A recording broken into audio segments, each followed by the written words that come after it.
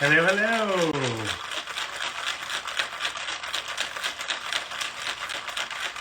I thought I'd get us started. There's our guest. Okay, our guest is here, so that's good. Welcome, welcome. Happy Tuesday. I think this is the first time it's been on a Tuesday. Get sauced. Welcome. Waving back. Yes. Just gonna wait a little more time. So while I'm filling my time, welcome to Get Sauced on a Tuesday night. I'm Rob Ruggiero, the producing artistic director of TheatreWorks Hartford, and I'm shaking up a cocktail. I hope you brought yours. For those of you who enjoy a 5 o'clock cocktail, I'm going to the old standard. Those who know me know I love vodka, cucumber, and mint. Shaken at least 100 times. And I got a little mint going in there. Doesn't that look good? Welcome. Oh, I'm going to take you on in a moment. I'm just going to do my intro, Maurice, and then, so cheers to everybody. Happy Tuesday. Welcome back to Get Sauced. I'm going to tell you about my guest, and then he's going to join me. He's there waiting. And I'm going to read so I don't forget anything, because there's a lot here. My guest tonight is actually the star, co-creator, and subject of our upcoming workshop project, Mr. Parent, named after him by Melinda Lopez. He is a Boston-based actor, director, educator, and mentor.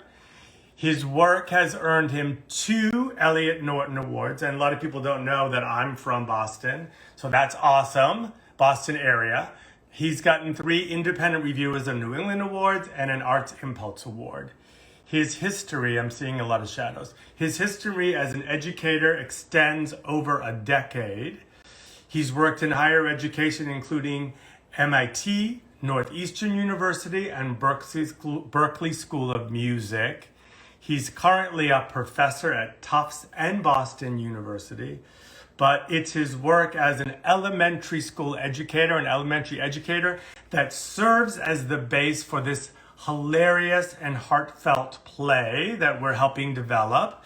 And I'm going to bring him on right now. There he goes. Please join me in, why won't he come on? Ah! I can't get you on, my friend. Let's see why. Let's try this. Okay, it's always something technical with me. Let's try this. Okay, I'm sending a request. I hope he's going to come on.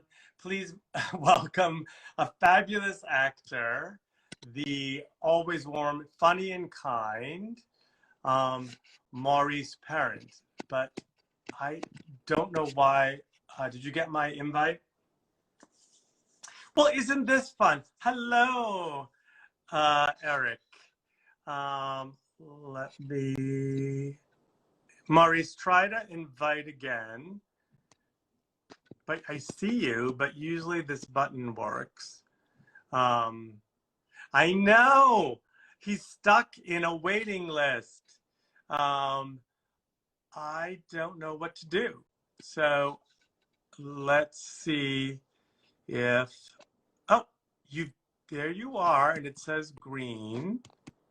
And I invited you again. Oh, okay, Mr. Parent. It says you must upgrade to join. So while you, I'm just gonna bring your director on for a moment while my staff calls you and figures this out. Let's see. Cancel. Let me see. Ah, he's coming right back. I'm seeing. Cancel. I always do that, trying to press the wrong button. I don't know. Can you all still hear me? I hope you can. He's coming back, but I'm going to bring on Megan. Megan, you're coming on early. I'm also sending requests to you. And so I'm bringing Eric on. Let's try this. It's fun, isn't it? I don't know what's going on. And I'm going to lose you all is fine. You can all hear me, but I might have to sign and come back on. But let's see.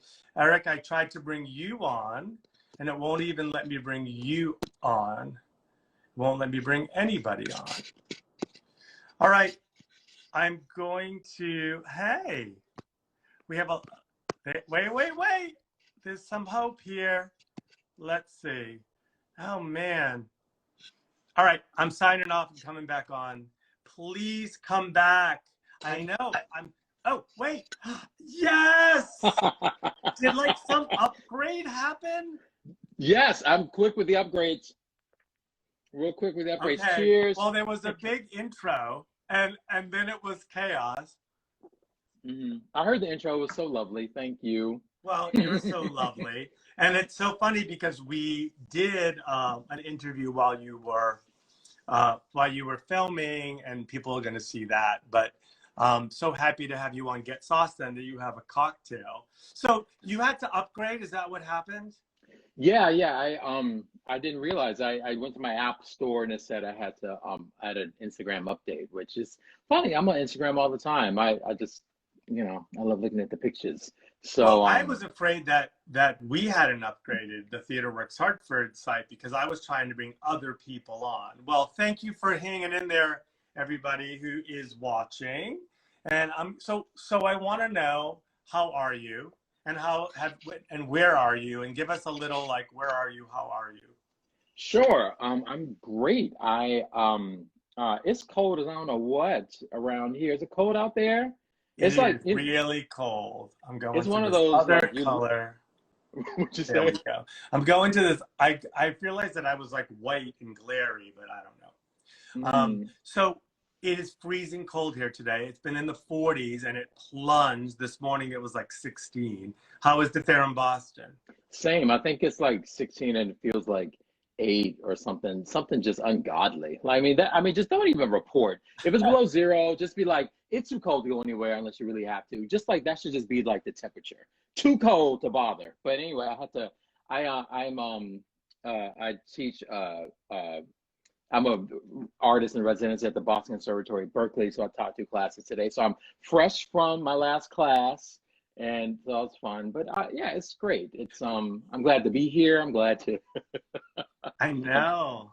Be talking about I'm work. so glad you're here, and we start streaming Sunday.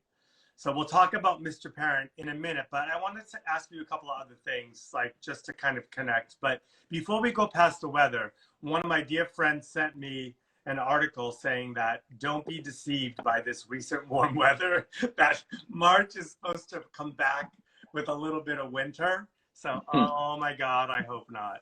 But, we're doing a lot. You're part of our 12-month season. And, I am always a bit hesitant about one-person shows, but when Eric, I think it was Eric, brought the show, and hey, and I loved your show immediately, and I'm like, we have to like support this journey, and it's a great story, and you are charismatic and funny and so connectable.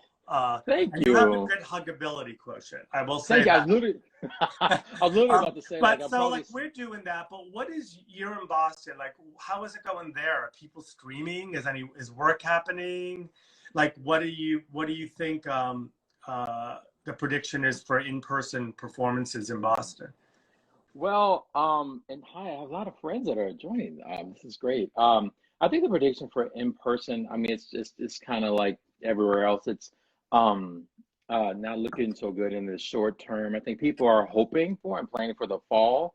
But I'm excited by my company. I have I co-founded a Black theater company called the Front Porch Arts Collective. I know I'm going to ask you about it. Yeah, in a moment. One of my board members just logged on, and we took part in an outdoor performance last summer. This venue was built to be COVID friendly, so the stage was like 40 feet deep and things like that. So I think people are gearing up for outdoor performances when the weather Yeah, is above zero and hopefully warmer than that.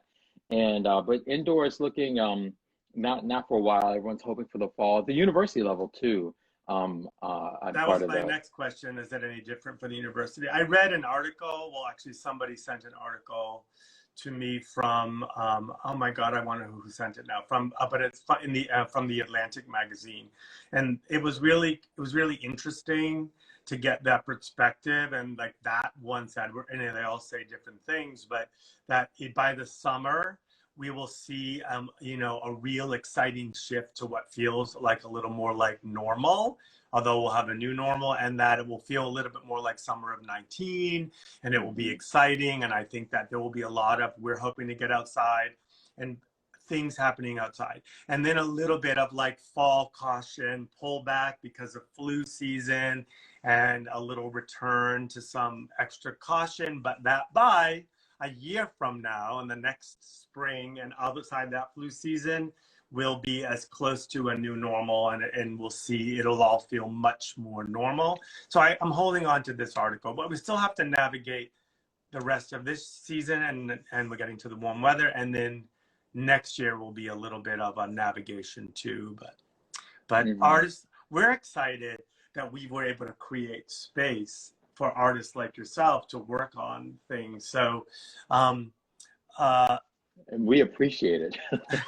what and I'm about to bring on your director. Hopefully she's updated. So Megan, hopefully you've updated as you're listening. What's up I, with this update? I mean, Instagram, I swear I'm on Instagram all the time. I'm like a 12-year-old girl. Like I'm just swiping and clicking and liking. And I never got an notice to update. So, I didn't either. So you might be stuck with me for the whole time, but we'll see and try to bring her on. But I thought lucky you'd like me. somebody to like say something nice about you, because not just me, because I know that she loves you too and you love her, and you guys are an awesome team, and we always like a pop on guest. So we're gonna try. She's up to date.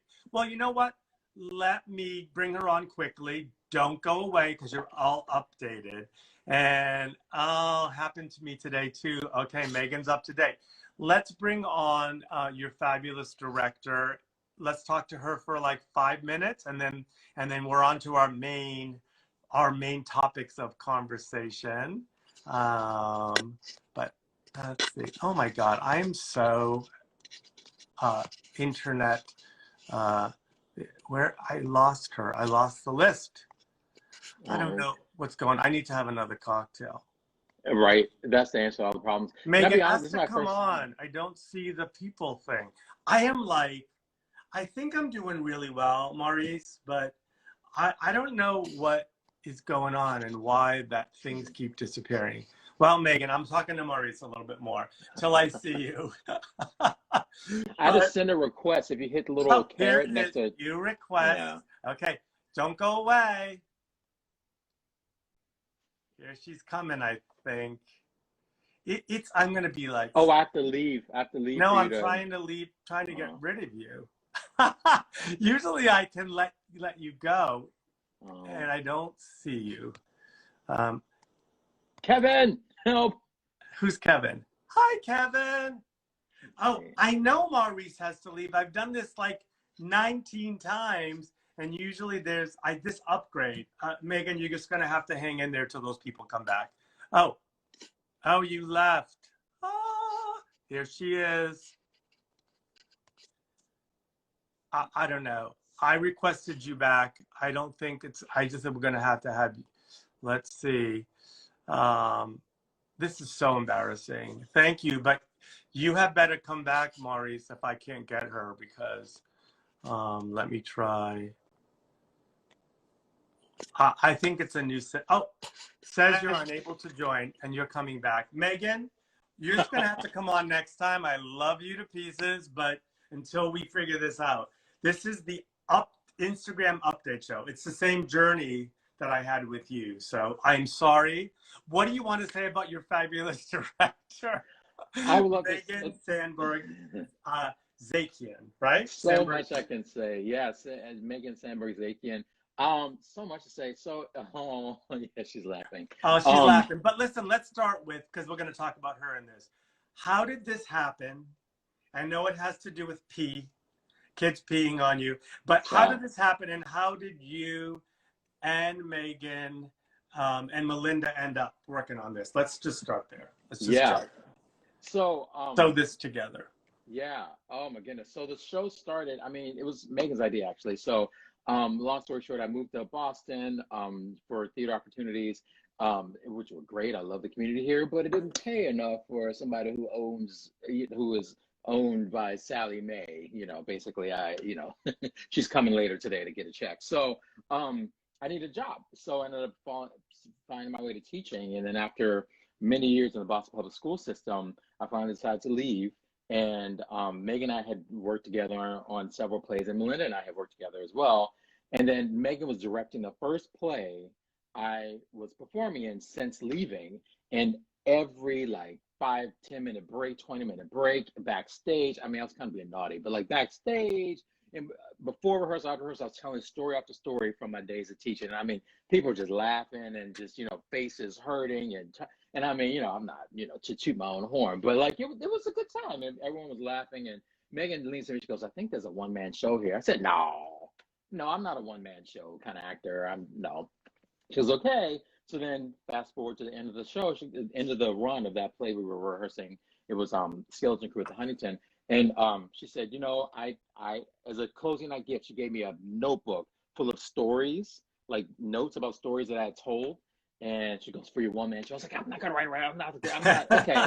Well, maybe, but I mean, I'm not gonna write it." And then a month later, she goes, "All right, I think there's one man show here." And I talked to Melinda Lopez, and she thinks it's one man show, and she would write it. I was like, "Well, damn, these two amazing, smart, brilliant women believe in that there's a show here." I was like, "Well, let's I can't say no." So we met over a period of a few months, just kind of meeting up, coffee, some people's offices, and I would just tell stories. And Linda and Megan really took the stories and found common themes and wove them together. And then it was Melinda's idea to weave in text from the characters I was playing at the time, because I would teach all day till about 3, 2 hours of eating, and then start rehearsal at 5 in the theater. So there were lots of shows I'd done while I performed in while teaching. So she decided to take some text from some roles I was playing over the years, Yeah, that's and that nice. became its apparent.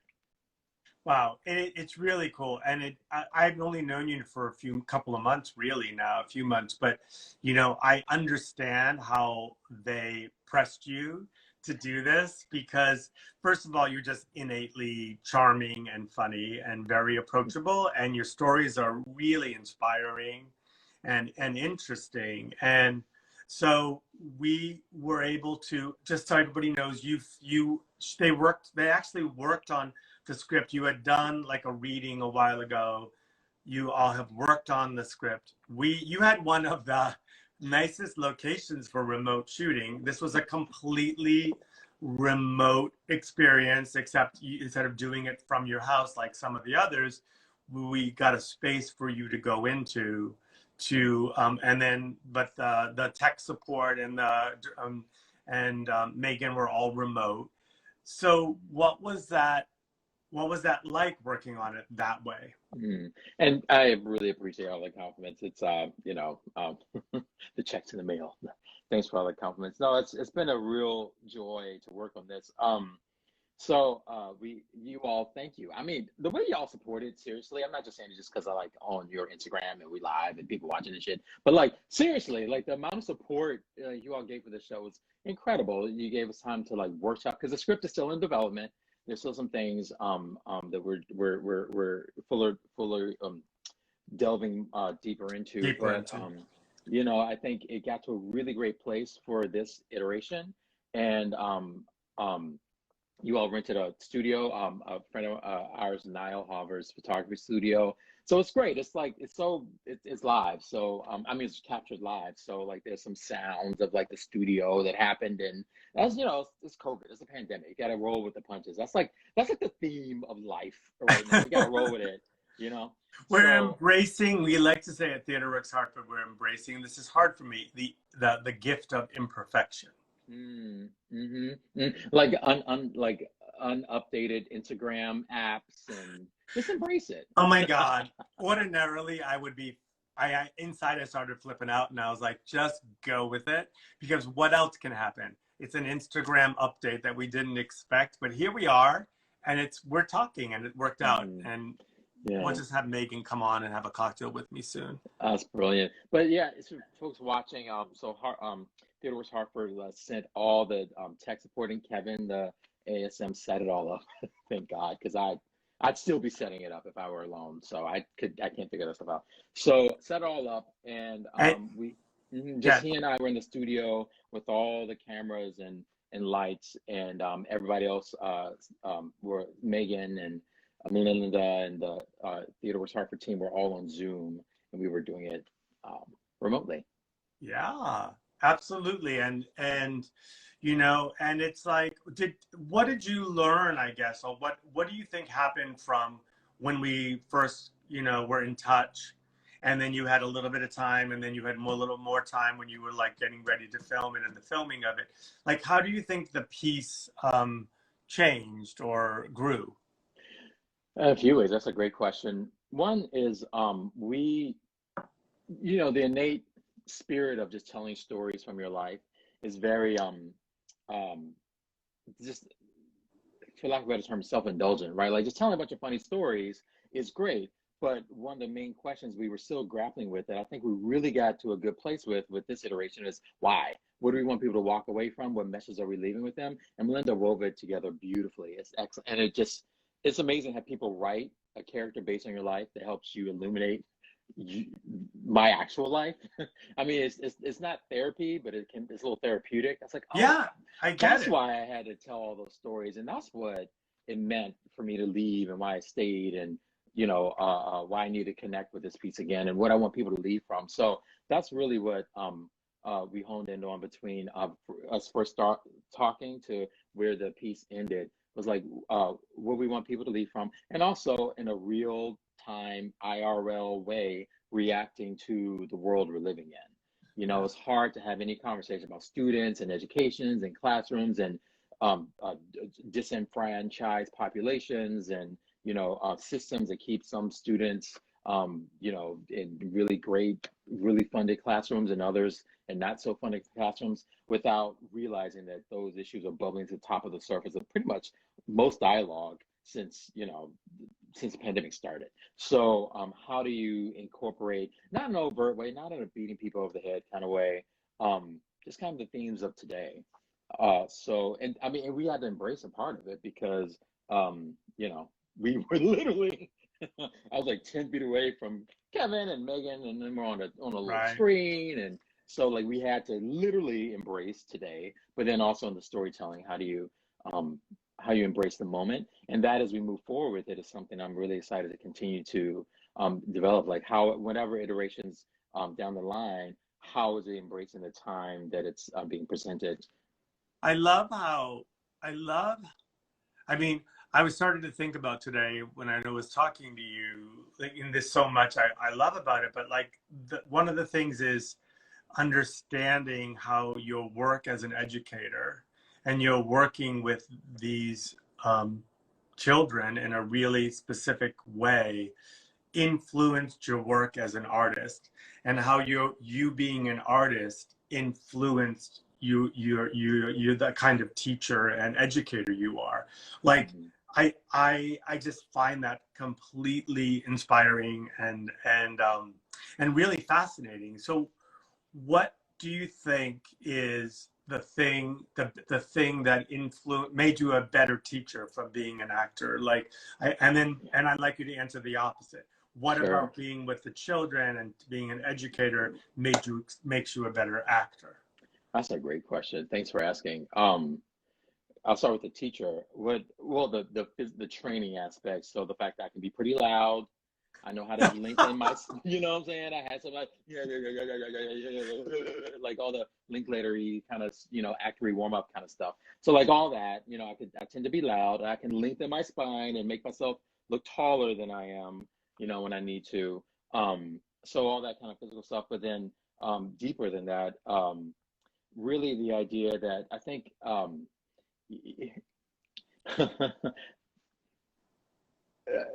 I'll say that one. I had two thoughts in my mind. I'll say that one for later. The idea of meeting a child where they are is so crucial to education, particularly younger folks.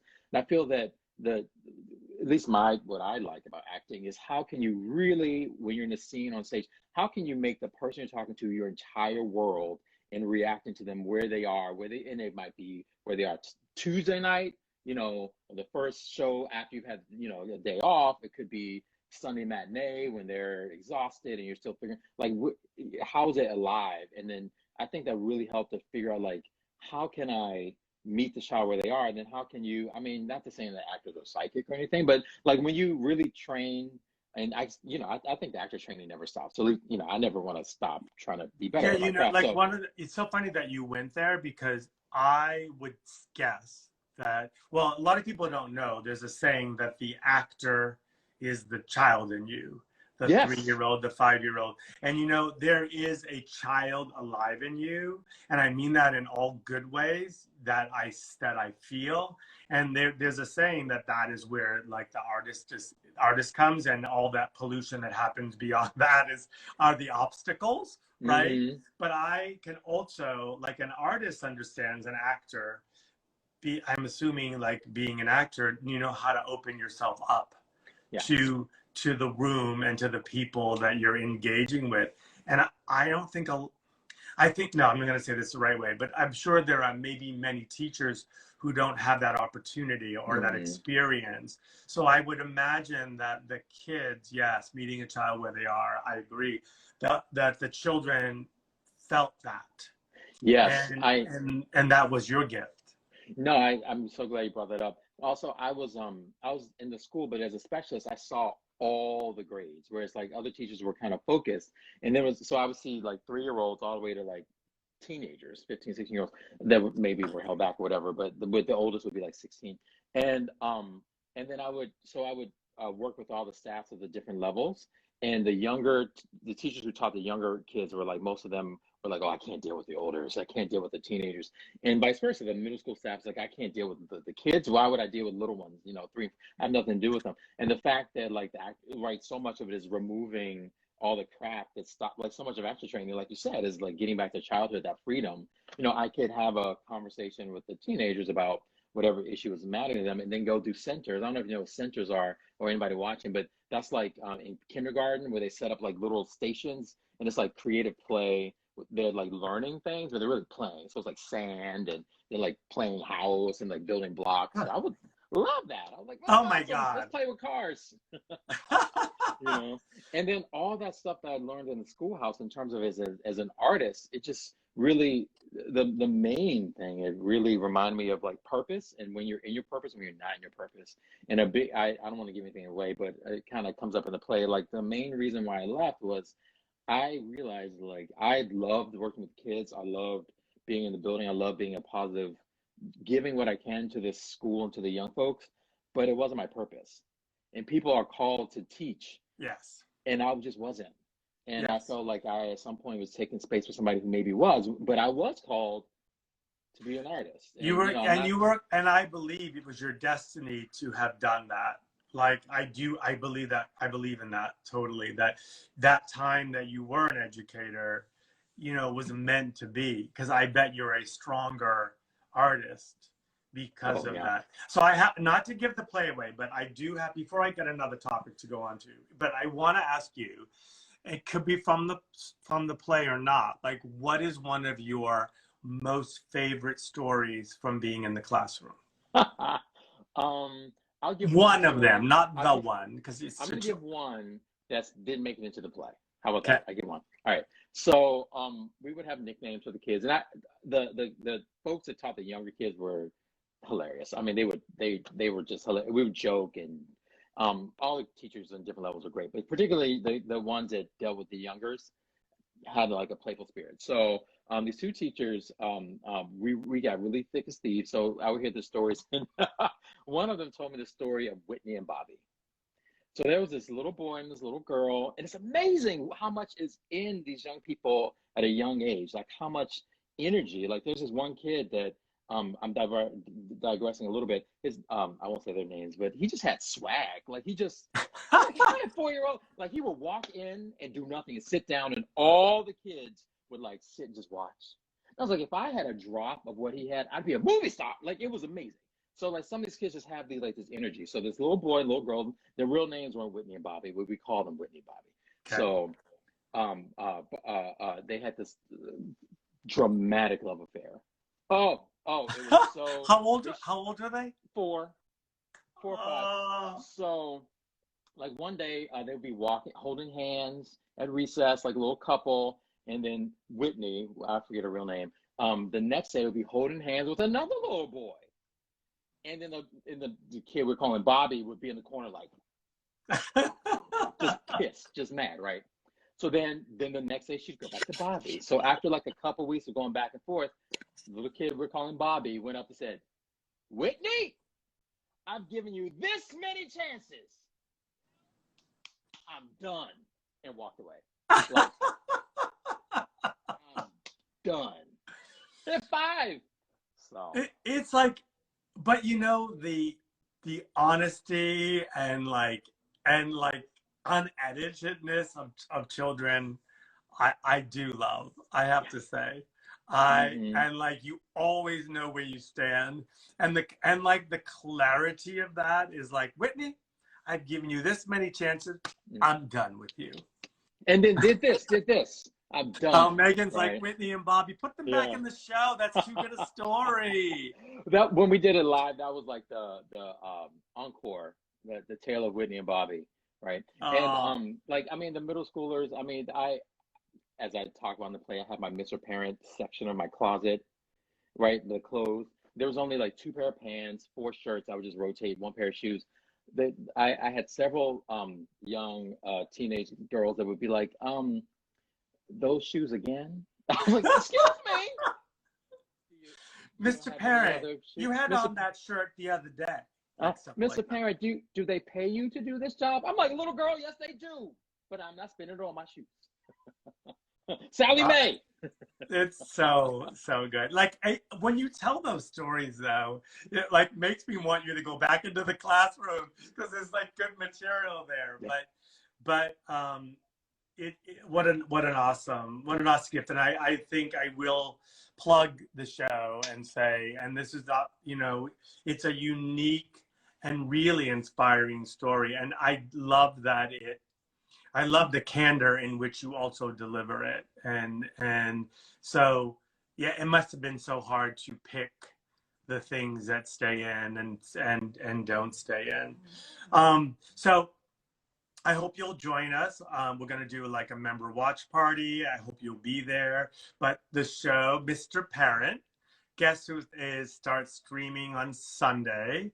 And check out twhartford.org if you want access to the stream. And I hope you remember, then you're going to really enjoy it. And I hope that we'll be having you come back for at least for maybe the party or talk back or something. But tell me about it's Front Porch Collective, right? Front Porch Arts Collective. Front Porch Arts Collective. You're the executive director. And I'm reading on my script here. So first of all, how do you find the time to do all that you do is really the big question, but we won't answer that now. Tell me about your work there, what they are, the ways you're using theater to advance racial equity. Like, tell me about Front Porch Artist Collective. Thank you. Yeah, this actually answers the other question, like how being a teacher has helped me as an artist. Like I couldn't be an arts leader without having to be a leader in the classroom. So it really informed me.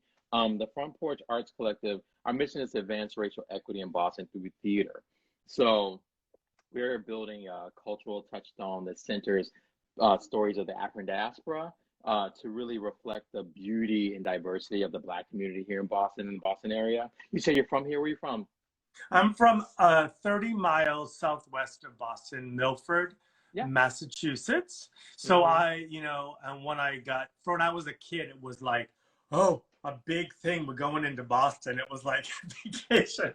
And then when I was in high school and in college, like I would like leave my house at 10:30 at night to go out clubbing in Boston. So it's about like 45, 50 minutes, 30 miles. So, anyway.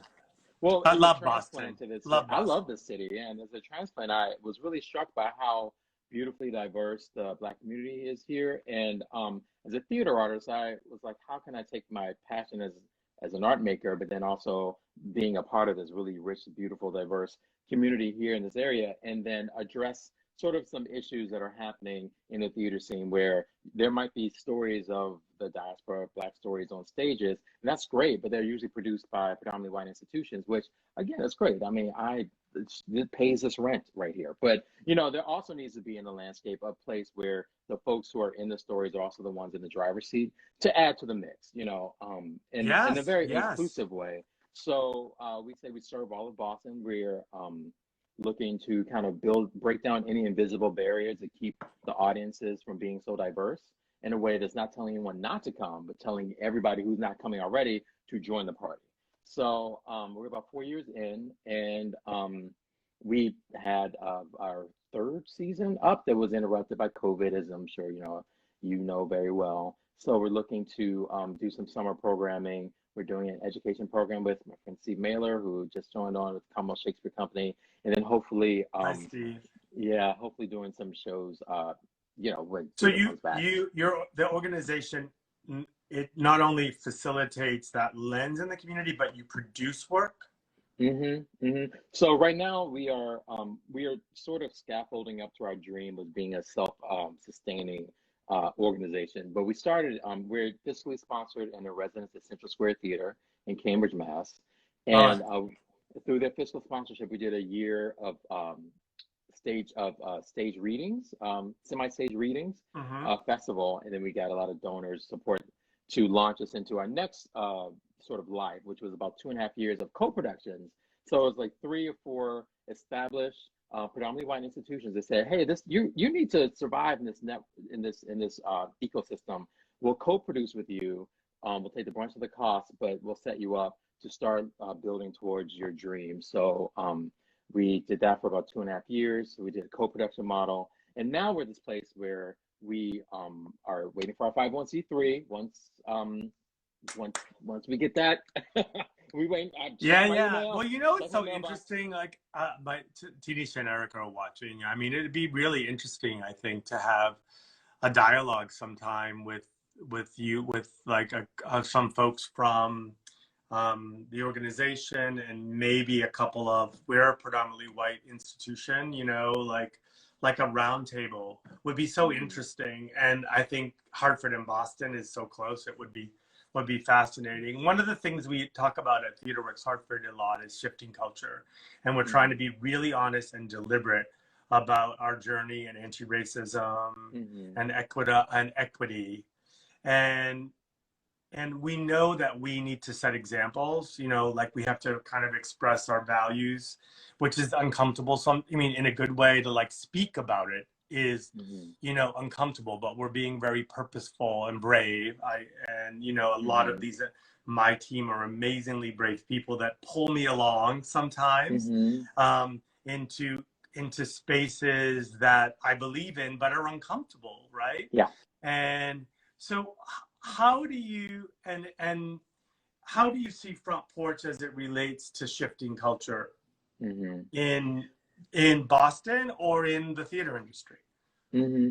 I have a couple of thoughts about that. Number one, I applaud your work and I applaud the work of your colleagues that are making those conversations happen and shifting culture. Because I think, you know, that's where it all begins.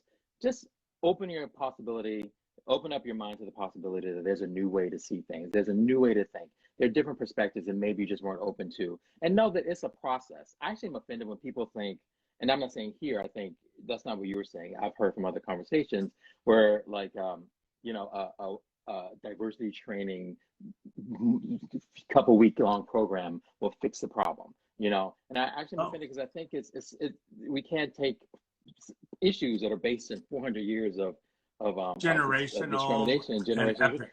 in a summer, but also know that there's also a learning curve. So it might take some people months, a year to really get to a new equity lens, and that's okay too. Like everybody's on the journey, everybody's coming to this work, and there's things I need to unpack and learn, even as a Black American, and just being open to that. So that's step number one. The way that the front porch can facilitate that is number one, It's in an inclusive way, we are clear about our message. We want a year-long season of shows that show the breadth, depth, and diversity of the acting diaspora.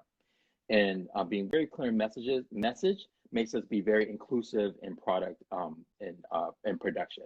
So, for instance, if you are not a person of color, but you are down to see those stories centered in a theatrical space, like come on through. You're gonna have a great Yeah. time, and know that when you're in this space, you might not be the majority. You certainly won't be the majority narrative, and that's all right. And know that you are getting a glimpse of what a lot of us POCs deal with on a daily basis when we're operating in places where we are bashing out the majority, and knowing that that's where the learning begins. Like that's Yeah. where change happens. You know, just being brave enough to go in that space, and then those that are welcoming to that space, be brave enough to hold your standards and your mission center, and be clear about what you're putting out in the world, but also come from a place of what I'm looking for, unity and encouragement and support, because I think that's where change happens. Sometimes you have to be forceful about, requiring change and requiring new narratives and new ways of discussion.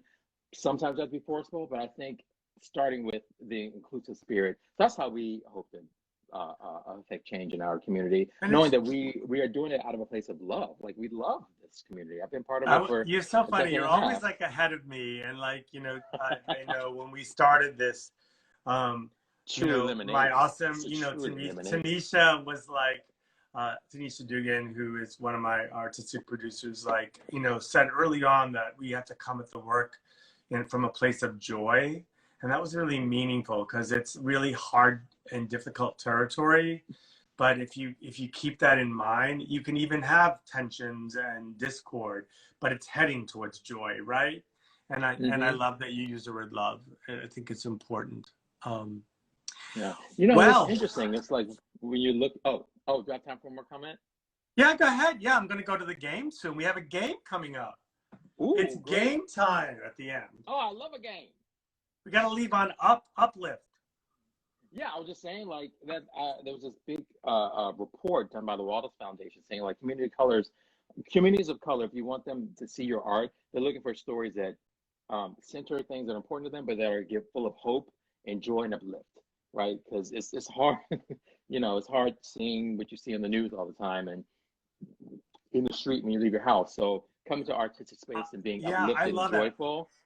And I've never like felt my team will laugh because I don't like theme seasons.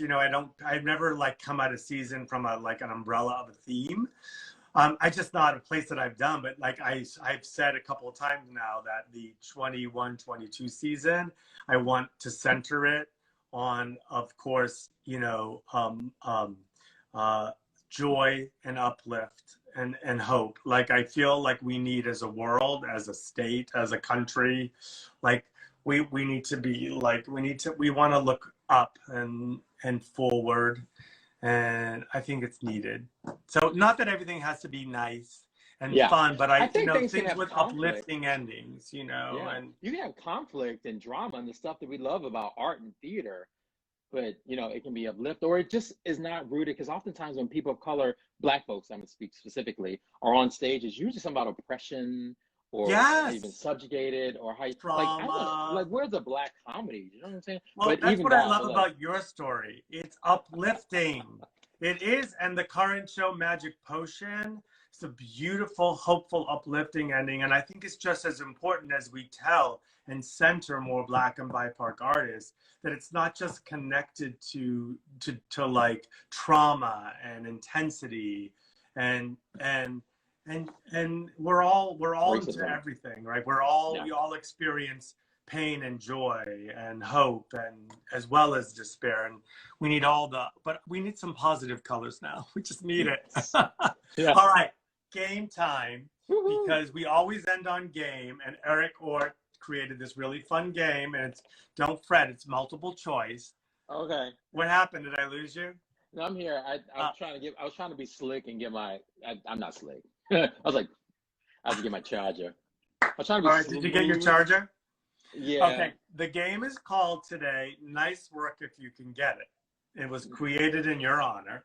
Oh, child. And I'm going to give you a celebrity and a list of jobs. And Mm-hmm. you have to tell me which one of these jobs they actually did prior Okay. to being a successful star actor. Okay? So we're going to start with Madonna. Okay? Which of these I love jobs Madonna. prior to her stardom do you think Madonna actually had? Number one, worked in a Dunkin' Donuts in Times Square. Number two was a clothing picker for a secondhand shop in the East Village.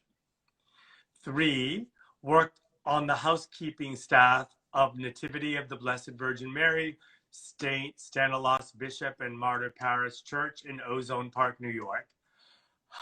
Or did sewing piecework for young Isaac Mizrahi.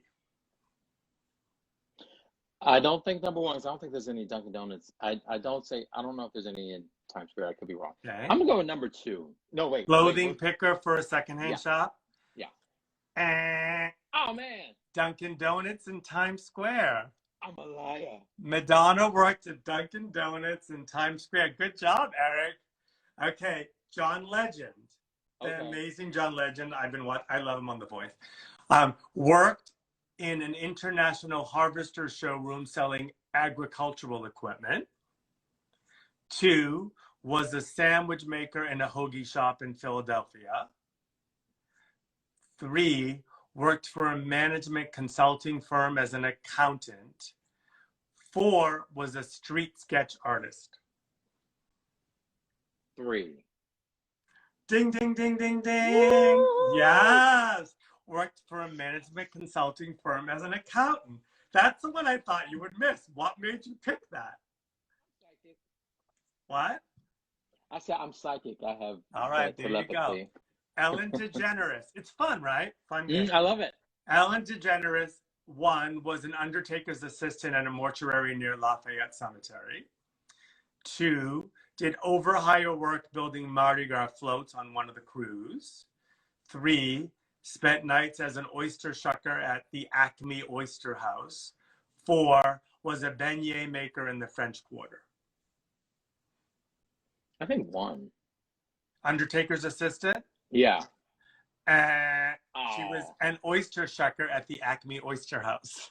I just want a good story. I don't want. I mean, I thought that was so obvious. Like, to me, it was like Acme Oyster House. I would not have picked it, but it's true. Ha. All right, Hugh Jackman. One, pumped gas as a station attendant. Two, entertained children as a party clown. Three, was a phys ed teacher. Four, all of them. Five, took the job as my husband. Okay, so so oh yeah, here it is. Okay, here it is. Okay, Maureen's great. parents' husband. Yeah. There we go. That's what we're going for. Now let's say because he's so like versatile with his roles. I would love to imagine him as a clown. Clown. And all damn. of the above. Gas station, party clown, phys ed teacher. All of those. Well, coming down, here's the last one. Brad Pitt. Brad Pitt worked in an olive canning factory and used that as the inspiration for his stage name. Two, dressed up in a chicken suit and danced outside an El Polo local restaurant to attract customers. Three, worked in home construction in Missouri. Four, was a cowboy hustler, which is how he got the Thelma and Louise gig. I mean, in my wildest dreams, but I doubt that. Do you want me to repeat them? You got it. No. I think three. That construction. Home construction in Missouri. Yeah.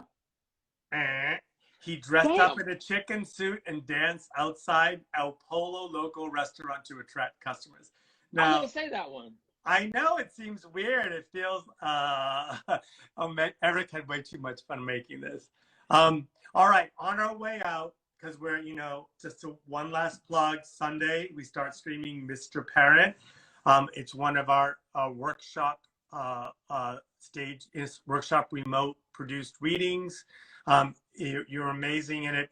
What are you most excited about a lot of us sharing the stream? What is the one thing you're most excited about? Oh, wow. Um, well, full disclosure, it was a very personal, and it still is a very personal story and journey. So I'm gonna work up the courage to to come to this viewing party, because part of me is just kind of like blissfully ignorant that it's about to drop and people are gonna know so much about my life. So I'm most excited about um uh I talked about this earlier actually. Megan and Melinda got a glimpse into a life that I really try to keep secret as a gay black man who was closeted until he went to college. Compartmentalizing life is pretty easy, comes natural to me. So I really compartmentalize the school life and the theater life, and there's some aspects of teaching that a lot of my theater folks never knew anything about. So I'm excited to start that dialogue and share. You should be excited, and also it's awesome that they press you. And not to terrify you, but at least couple of thousand people are going to be able to see your stories soon. And I think you should. I'd love you to be there. Yes. Cheers to you. Since I don't know how to. You're going to be the first. Usually I say goodbye and thank you, but I'm going to keep you on while I do my little send off because it'll be fun. But first, thank you for joining us.